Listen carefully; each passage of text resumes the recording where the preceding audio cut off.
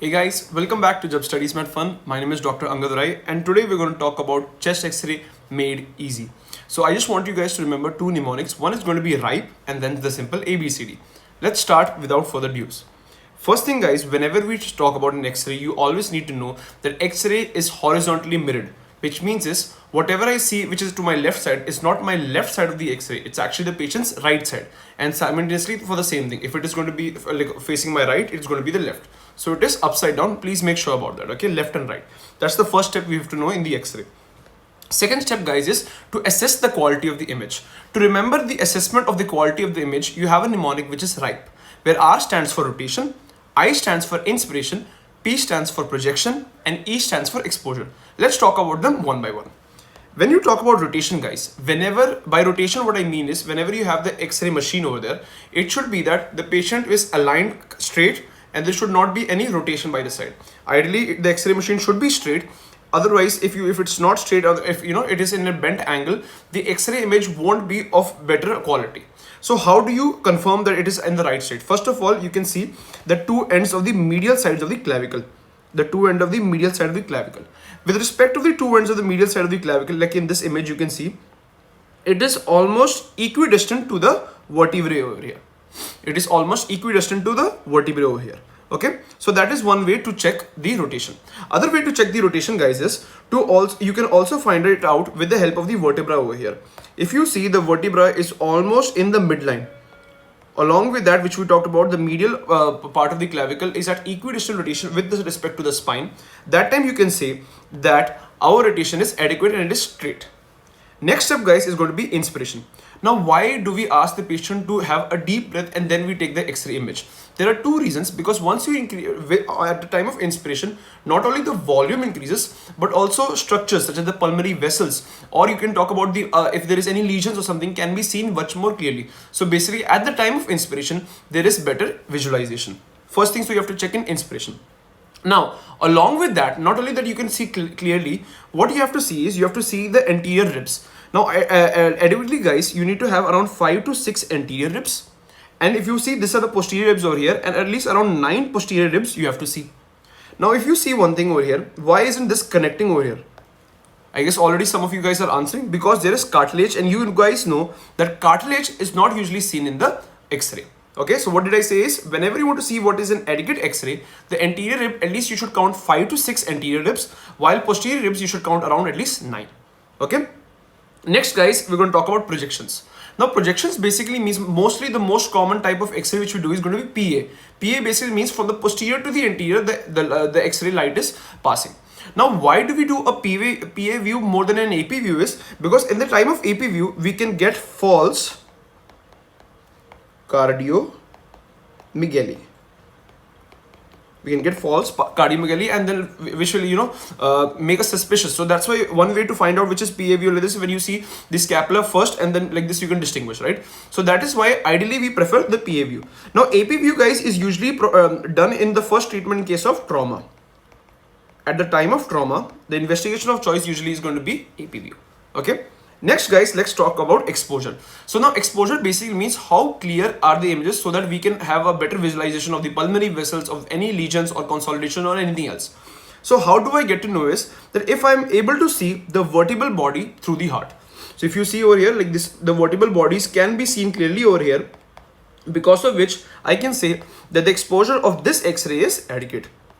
The exposure of this x-ray is adequate. Okay, so we are done with RIPE, rotation, inspiration, projection, and exposure. Next guys, let's talk about the clinical assessments. This is a 3-step thing. First, what I told is, always remember x-rays are horizontally mirrored, which means left will be right and right will be left. Second step is assessing the quality, and the third step is going to be the clinical assessment. First thing what we're going to talk about is airway.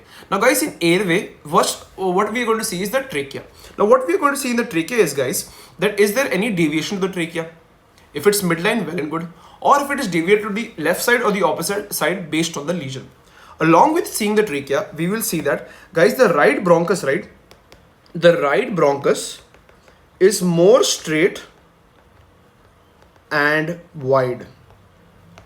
Since the right bronchus is more straight and wide, because of which the chances of aspiration, the chances of foreign bodies to go to this part rather than the left side is much more higher. Hence, lung abscess or aspiration pneumonitis is common in the right side of the lung.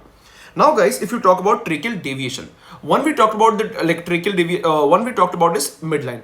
If there is any tracheal deviation, obviously there is going to be some abnormalities. For example, guys, in this case, you can see that the trachea is divided. For example, if this condition is right now pneumothorax, how I'm knowing that this is pneumothorax is classically, if you see in the right side of the X-ray, there is no vascular marking. This is a distinguishing way. How do you, obviously with history also you will find absent vascular markings. Along with that, in pneumothorax, the tracheal deviation is going to be in the contralateral side. Similarly, in case of pleural effusion, also you guys can see that right now over here, this is a left-sided pleural effusion, but because of the pleural effusion, there is a tracheal deviation to the contralateral side. Now, why is this happening in case of pneumothorax and in case of pleural effusion? The effect which is there is because of mass effect. Because of mass effect over here, guys, we are having a tracheal deviation to the contralateral side. On the other hand, when you talk about any condition such as collapse, now guys, in collapse, there is deviation. There will be tracheal deviation, but as you can see over here, right side, this is the upper lobe collapse. In the upper lobe collapse itself, the trachea is divided to the same side. Remember, tracheal deviation is in the ipsilateral side. Why, guys? Because of decrease in volume. Because of decrease in volume in the specific right side. Example, in over here, it is the right side of the chest. So because of decrease in volume, the trachea is divided to the same side. Okay. Next, guys, after doing within the airway, we are going to check the hilar area. This is the hilar area, guys. In this hilar area, we will be checking for any lymphadenopathy, if there is any pulmonary vasculature abnormality or such. If you see any consolidations or if you see any abnormality bilaterally, you have to remember three conditions. One can be TB, tuberculosis, silicosis, or sarcoidosis if there is bilateral. So generally, along with history also, you'll be able to then confirm your diagnosis. But remember, if you see any bilateral lymphadenopathy or any abnormalities in the bilateral side, think about TB, sarcoidosis, or silicosis. If you have any unilateral suspicion, always think about it could be cancer, but then that can be only ruled out with or very only confirmed with the help of biopsy and further bronchoscopy, right? Then now let's talk about the lobes, guys. You guys need to know that the right lung and the left lung have different lobes. In the left lung is only divided into two lobes with the help of an oblique fissure. While the additional part which we have in case of the right lung is going to be your horizontal fissure. So that is why in the right lung we have three lobes, upper, middle, and lower. While in the left side we have the upper lobe and the lower lobe. Okay, guys. So we are done with A, B, which is airway and breathing. Next, we're going to talk about C, which is going to be cardia. Now in X-ray, it's not only about lungs. We're also going to talk about the heart. So over here, first of all, you will see the heart. Okay, first we have to see the size of the heart. Remember the cardiothoracic ratio, which means the size of the lung, the size of the heart should always be less than 0.5% of the total thoracic window. If it is going to be more than 0.5 or 50%, then that time it is going to be considered as, guys, cardiomegaly. Now, if you talk about two very important things you need to know, this is going to be the right border. This is the right border, and this is the left border. Many people think that the right ventricle forms the right border, but no. The right border of the heart is only formed by the right atrium. Okay? Whereas the left border of the heart is only formed by the left ventricle, not left atrium. Please make sure that you don't do this mistake. Alright? Next, guys, let's talk about what are the features of the heart. So if you see over here in the left side, the topmost, if you see, is going to be an aortic arch, or you can see the aortic knuckle. Then it's going to be your pulmonary trunk. As I said, the left border is made by the left ventricle. The right border is made by a combination of, from the uppermost part is superior vena cava. In the middle and the majority part is going to be the right atrium, and the lowermost part is going to be the inferior vena cava. You can use this image over here and distinguish it. So you can see over here aortic knuckle, pulmonary trunk, the left border majorly made by the left ventricle, the right border majorly made by the right atrium. On the top is going to be your superior vena cava, inferiorly is going to be inferior vena cava. Okay? Then let's talk about your diaphragm. Guys, whenever you study the diaphragm, first thing you'll notice it's mostly flat so that the volume will be more. You'll notice one thing is that at the right part of the diaphragm, it is comparatively elevated because the liver resides just below it. Okay. The next thing you have to see is two angles. One is going to be cardiophrenic angle and other one is going to be costophrenic angle. The cardiophrenic angle is this part, guys. While if you see, this is the costophrenic angle.